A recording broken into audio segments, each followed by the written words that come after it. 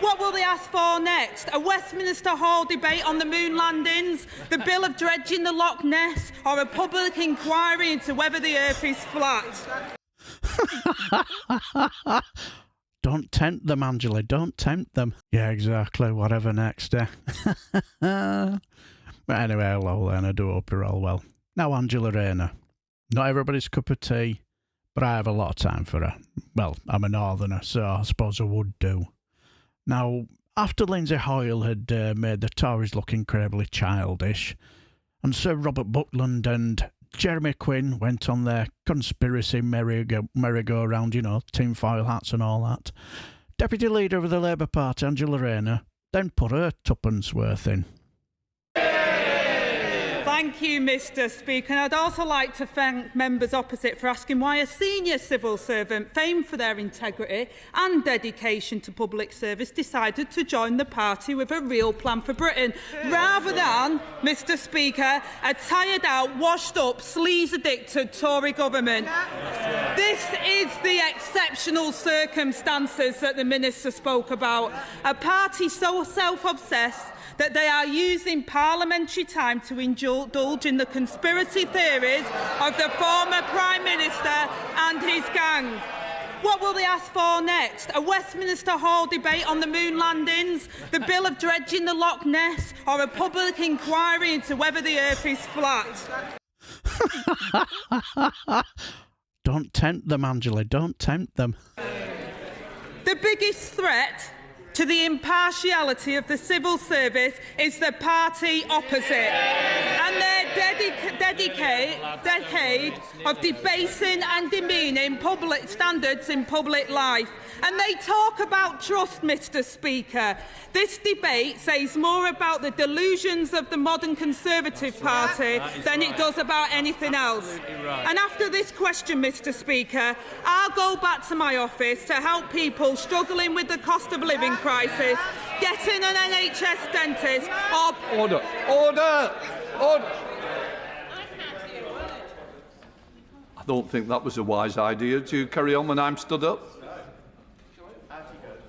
Thank you. Can I just say, I expect everybody to be heard quietly, because I want to hear what's being said. It's too important not for me to hear. And when you keep chunnering on, I cannot hear. So I want the same respect to everyone who wishes to speak. Angela Rayner. These Tory MPs don't like it open, do they?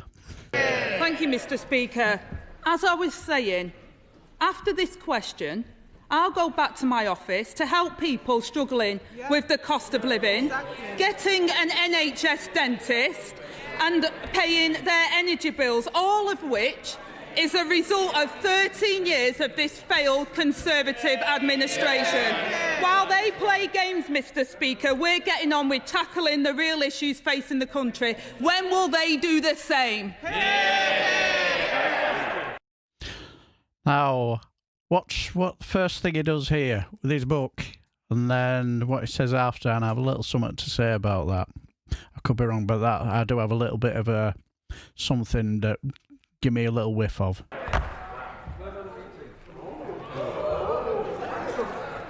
Well, Mr. Speaker, having heard from the Right Honourable Lady, she's clearly been advised that attack is the best form of defence.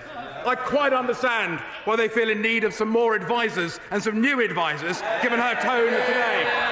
I understand the dilemma faced by the Leader of the Opposition. Having looked inside his tent, I understand why he's reaching so far outside it. After so many rebrands, I appreciate why the Right Honourable Lady and the Leader of the Opposition require someone who can do joined up. But let me just say this. The party opposite talks about rules. They talk about transparency. They talk about standards in public life. Given all the constant talk, it's time they walked the walk. So I ask the Right Honourable Lady to go away and think. Why are they refusing to publish when they met with Sue Gray? Why? Why are they being evasive? Why can't they tell us what they discussed, where they met, how often they met? Their refusal to do so begs the question, exactly what is Labour trying to hide?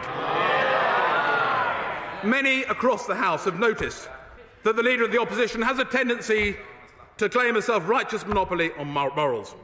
But there are now serious questions as to whether Labour, by acting fast and loose, undermined the rules and the impartiality of the civil service. Yes, I'd be doing exactly the same. I would just fall off my seat in hysterics laughing at that statement. Those opposite must ask themselves, why did the Leader of the Opposition covertly meet with a senior civil servant, and why were those meetings not declared? They believe ACOBA rules should be tightened, but why weren't the current ones followed? It is incumbent on everyone across the House to uphold and preserve the integrity and the perceived impartiality of the civil service. This is about trust, Mr. Speaker, and it is the Labour Party that risks damaging that trust with an offer of appointment. But the Labour Party can help restore that trust. They can do the right thing. They can publish the list of meetings between themselves and Sue Gray.